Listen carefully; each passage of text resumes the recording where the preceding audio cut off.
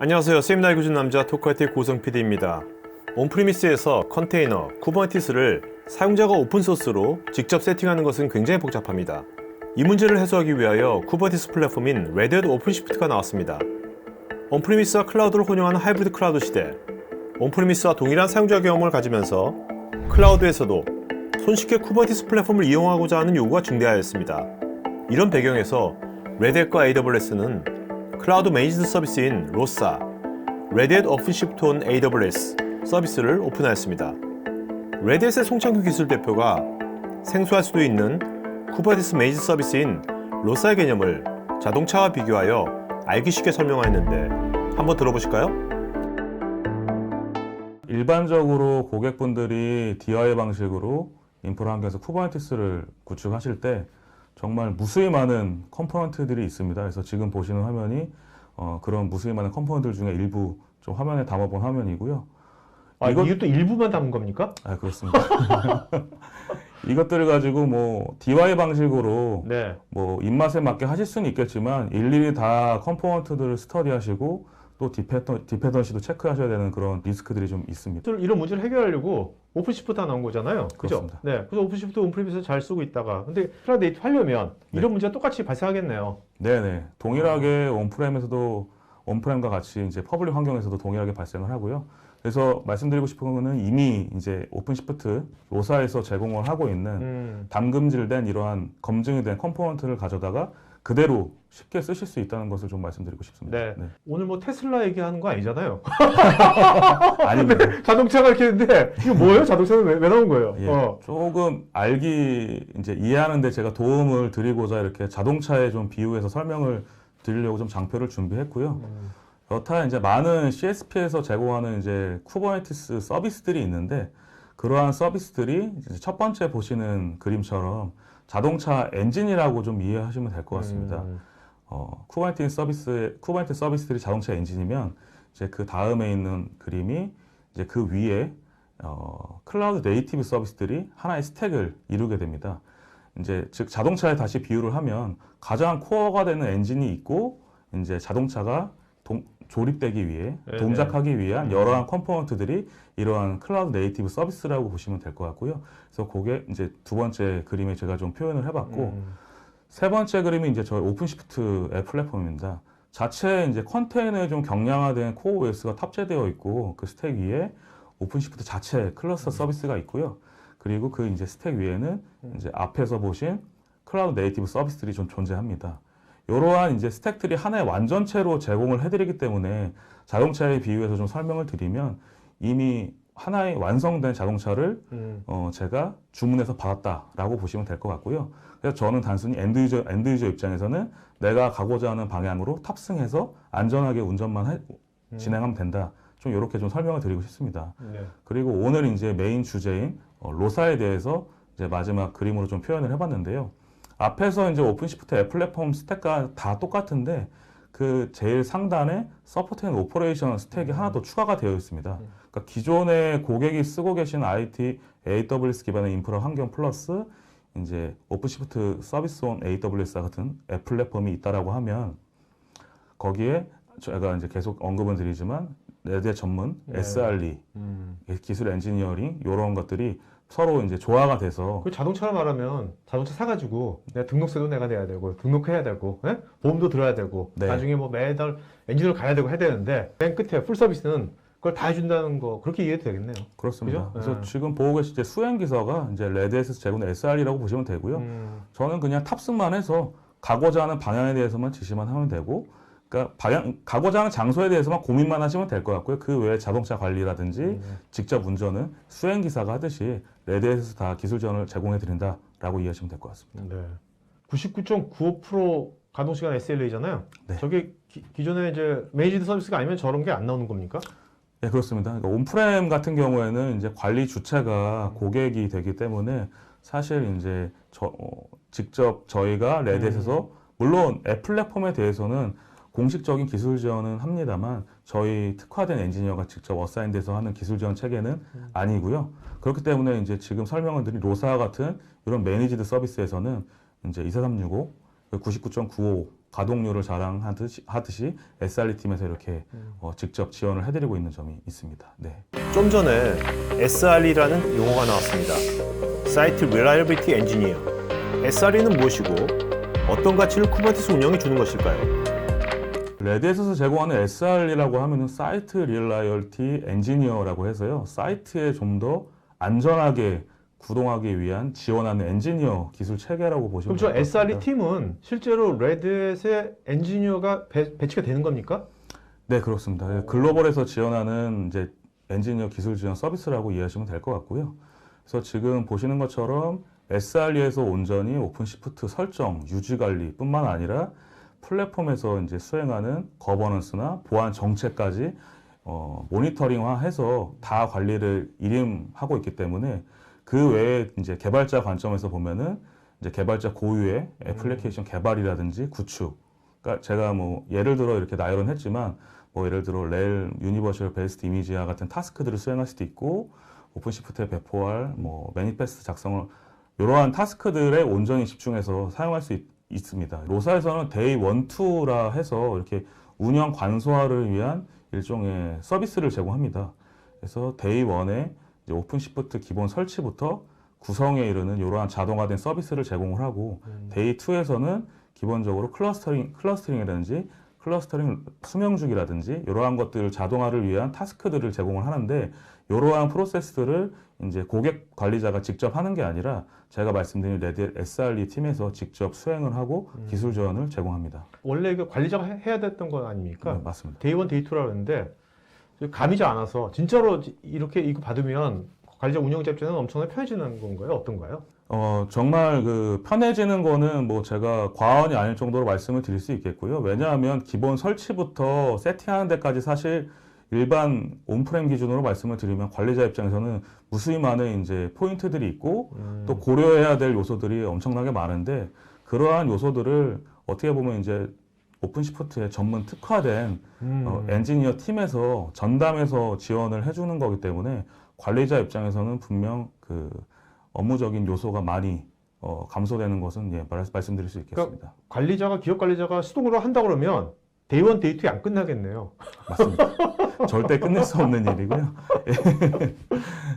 그만큼 이제 어떻게 보면 이제 특화된 엔지니어 팀에서 전담해서 일임을 하고 관리까지 해주는 기술 지원 체계이기 때문에 특장점이 되지 않을까 싶습니다. 데이 1, 데이 2 딱 끝나버리면 개발자 그룹 입장에서는 굉장히 쉽게 빨리 뭔가 해볼 수가 있는 또 장점이 있을 것 같아요. 맞습니다. 개발자 입장에서도 일단 앞단의 이런 이니셜 세팅 작업이라든지 구성 작업들이 마무리가 된 이후에 실제적으로 플랫폼을 사용이 가능해야 그 안에서 마음대로 이제 개발자들도 그렇죠. 여러 가지 도구 세트들을 이용해서 개발하는 측면이 있는데 사실 앞단에 이러한 이니셜 작업들이 길어지게 되면 이후에 개발자라든지 뭐 그 외에 그 담당하는 분들의 이제 업무에 있어서도 임팩이 없을 수는 없습니다. SRE? 네. 네, 이를 줄이고 보니까 앞으로 진짜 이런 클라우드가 더 활성화되면 될수록 이런 SRE 같은 이런 서포트 조직이 다양한 벤더에서 해주는 그런 서비스가 많이 나올 것 같기도 해요.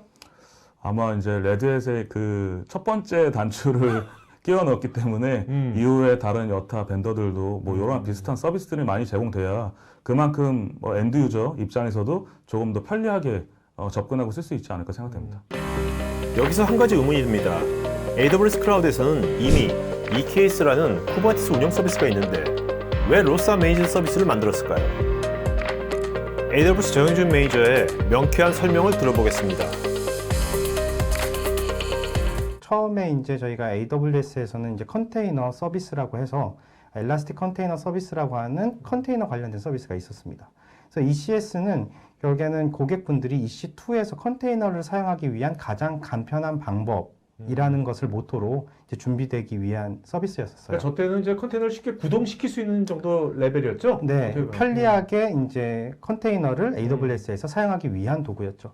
그러다 보니까 AWS의 네이티브 서비스들과의 인티그레이션이 이제 좀 더 빠르게 됐었던 부분들이 있었고, 그렇지만 그 백단에 돌아가고 있는 여러 가지 이제 구성이라든지 옵션들 이런 것들은 공개되지 않고 다 AWS가 그냥 운영해 드리는 형태로 제공이 됐었습니다.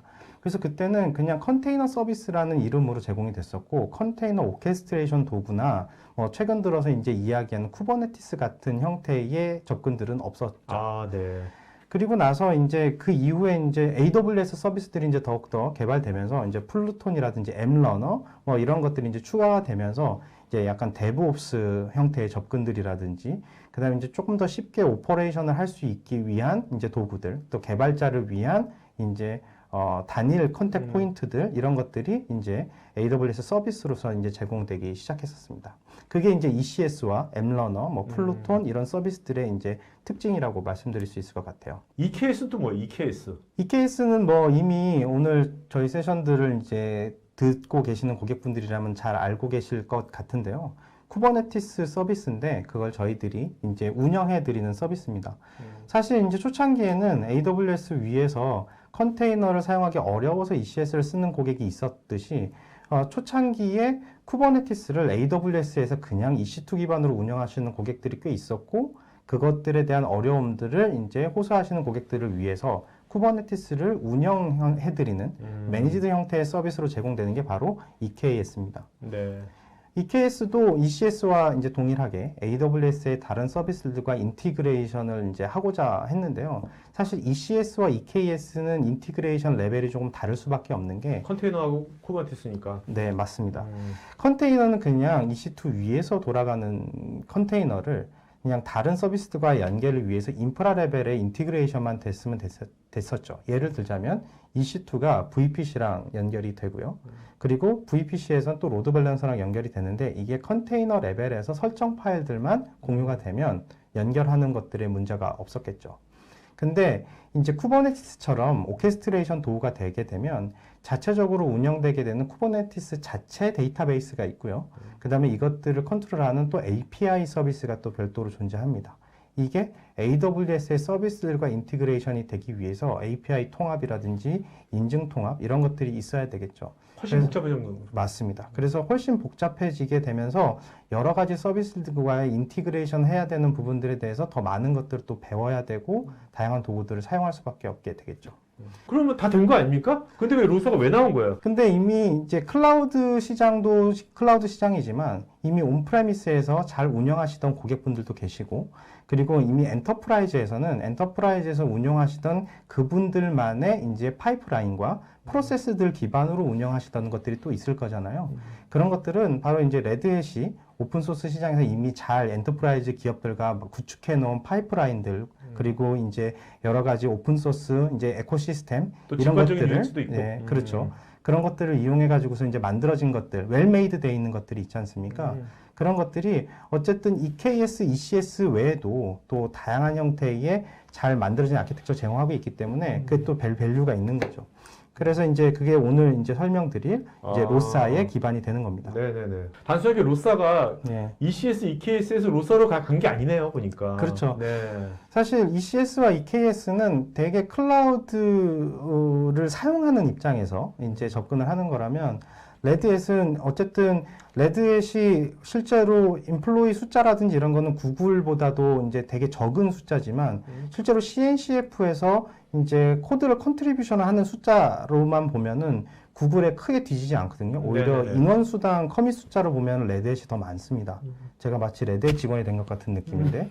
그래서 레드햇이 사실 오픈소스에서 미치는 영향력은 되게 크고요. 특별히 쿠버네티스나 컨테이너 시장에서 미치는 영향이 크기 때문에 레드햇 오픈시프트가 가지는 장점이라든지 그 기술적인 리더십을 절대로 무시할 수 있는 건 아니죠. 네네네. 그래서 이제 어쨌든 레드햇이 이제 이런 엔터프라이즈 고객들을 대상으로 만든 이 레드햇 오픈시프트를 AWS의 인프라 기술과 통합해서 이제 사용할 수 있게 서비스로 나온 것이 바로 로사라고 네. 말씀드릴 수 있겠습니다. 자, 이 메인 서비스를 쓸 때하고 네. 기존에 이제 뭐 메인 서비스 말고 어떻게 do it yourself처럼 네. 알아서 해야 될 거하고 네. 그걸 한번 프로세스를 한번 비교해 주면 네. 이해가 빠를 것 같거든요. 네, 일단 이렇게 한번 말씀드릴 수 있을 것 같아요. 어쨌든 AWS 내에서도 이제 다양한 형태의 컨테이너 도구들이 있습니다. 컨테이너 오케스트레이션 도구들이 있겠죠. 근데 이제 AWS에서 제공하는 컨테이너 오케스트레이션 도구들 옵션들은 사실 한 가지 방법만 있는 게 아니고요. 되게 다양한 방법들이 있습니다. 예를 들자면 우리가 뭐 부엌에서 라면을 끓일 때 냄비를 사용할 수도 있지만 뭐 조금 다양한 형태의 그릇들을 이용할 수 있겠죠. 뭐 전자레인지를 이용해서 라면을 끓일 수도 있는 거고 사실은 네. 그거는 본인의 그때 상황이라든지 본인이 좋아하는 조리 방법에 따라서 달라질 수 있을 겁니다. 사실 컨테이너 오케스트레이션 도구들도 비슷하거든요. 이게 AWS가 얘기하는 어쨌든 키친 싱크 아키텍처하고도 되게 유사한 건데요. AWS의 도구가 많은 이유는 사실은 다양한 형태의 빌더들을 위해서 모든 상황의 옵션에 대응하기 위해서 이 도구들을 만들어 놓은 겁니다. 그래서 결국에는 고객들이 믹스 앤 매치를 하셔야 돼요. 선택하셔야 됩니다. 어떨 때 어떤 오퍼레이션 도구들을 이용하실 건지, 그리고 어떤 로깅 시스템을 이용하실 건지, 어떤 디플로이먼트 파이프라인을 이용하실 건지, 고객분들이 오픈소스의 어떤 도구를 이용하실 수도 있고 AWS의 도구들을 이용하실 수도 있습니다. 어쨌든 그거는 고객의 선택인 거죠. 근데 이제 레드햇을 이용하시게 되면 로사에서는 이미 레드햇에서 제공하고 있는 지금 이제 뒤에서 또 설명드리겠지만 오피네이티드, 그러니까 레드햇이 제안하는 형태의 아키텍처가 있습니다. 그리고 레드햇이 만들어 놓은 툴셋 에코시스템들이 있어요. 그냥 그거를 이용하시기만 하면 됩니다. 데브옵스는 이렇게 하고요. 그 다음에 컨테이너 이미지는 이렇게 만드시면 됩니다. 그리고 거기 있는 레지스트리를 어떻게 올리시고요. 이거를 오퍼레이터를 이용해서 어떻게 배포하십시오. 그리고 인그레스는 이런 식으로 오픈시프트에서 구성합니다. 라는 것들이 완전히 정리되어 있는 거죠. 그래서 다양한 형태의 선택, 이런 것들이 오히려 부담되신다면 오히려 로사를 이용해서 가볍게 쿠버네티스 인프라스트럭처를 구성하시고 턴키 기반으로 되어 있는 아키텍처를 이용하실 수 있겠죠. 그러니까 우리가 온프레미스에서 이제 레드햇 오픈시프트 이용하는 것처럼 네. 그죠? 네. AWS와 레드햇이 함께 콜라보해서 만든 로사의 가장 큰 이점은 AWS의 보안, 네트워킹, 인증 관련 다양한 요소들이 녹아 있어서 클라우드가 익숙치 않은 운영자, 개발자들이 쉽게 쿠버네티스를 AWS에서 이용할 수 있다는 점입니다. 그래서 운영 측면에서는 AWS의 장점, 그 다음에 이제 이런 기능적인 측면에서는 이제 레드햇의 장점들을 이제 섞어서 사용하실 수 있다라는 게 바로 로사의 최고의 장점이라고 할 수 있을 것 같습니다. 네네. 그리고 또 이런 장점들을 극대화하기 위해서 오퍼레이터 허브라고 이제 되어 있는데요. 인증된 운영자라고 하는데 이게 이 운영자가 사실 사람은 아니고 오퍼레이터를 이야기하는 겁니다. 네네. 사실 쿠버네티스에는 오퍼레이터라는 개념이 있는데요. 예전에 코어 OS 이제 코드 컨트리뷰터들이 이제 쿠버네티스의 기능을 컨트리뷰션 하면서 쿠버네티스에 있는 기술 컨셉으로서 오퍼레이터라는 개념들이 들어갑니다. 그리고 나서 이제 레드햇에서 그 오퍼레이터를 이제 추가를 하는 기능들을 이제 만드는데 약간 플러그인 형태로 쿠버네티스의 새로운 기능들을 추가를 하게 되는데요. 이때 쿠버네티스에서 AWS에서 만약에 올라가게 되면 AWS 인프라 위에서 돌아가는 다양한 서비스들이 있을 겁니다. VPC, 로드 밸런서 뿐만이 아니라 또 다양한 서비스들이 있겠죠. 근데 여기서 이제 단순하게 설명하기 위해서 제가 이제 로드 밸런서만 가지고 얘기를 한다고 해보면 만약에 쿠버네티스 위에서 어플리케이션을 이제 올리는 부분을 자동화해서 코드로 배포를 했다고 가정을 해보겠습니다. 그런데 어플리케이션을 올렸는데 여기 로드 밸런서를 연결하려고 한다면 AWS의 로드 밸런서를 준비를 시키고 쿠버네티스에서 뭐 클러스터 IP면 IP, 노드 포트면 노드 포트 이렇게 해서 클러스터에서 이제 익스포즈가 되었다는 부분들을 정보들을 확인해서 로드 밸런서랑 연결해야 되는 부분이 필요하겠죠. 그렇죠. 예전에는 초창기에는 이거를 코드로 다 개발을 해가지고서 만들었습니다. 한 땀 한 땀. 네. 그러면서도 이게 자동화됐다라고 생각하고 있었어요. 왜냐하면 어쨌든 그것도 코드로 되어 있는 부분이기 때문에 네네. IAC의 어려운 부분이 사실 그런 거죠. 개발하시는 분이 인프라와 네트워크 보안까지 다 이해하고 있으면서 코드로 짜야 되는 거예요. 그렇죠. 네. 그게 IAC의 가장 어려운 부분이었습니다. 근데 쿠버네티스에서 이걸 오퍼레이터를 이용해서 어떻게 단순화하냐면요. 바로 AWS에서는 AWS 로드 밸런서 컨트롤러라는 게 생겼어요.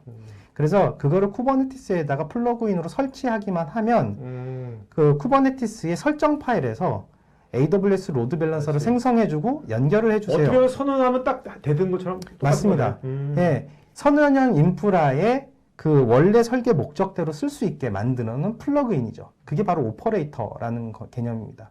그래서 그 오퍼레이터를 확장한 개념이 바로 AWS의 ACK라는 플러그인이 있어요. 그래서 AWS 컨트롤러 for Kubernetis라고 해서 쿠버네티스 바닐라 쿠버네티스에서 이 플러그인만 설치를 하면 AWS 서비스들과 쉽게 인티그레이션 할 수 있습니다. 방금 말씀하신 것처럼 선언을 통해서 다 컨트롤할 수 있게 되는 거죠.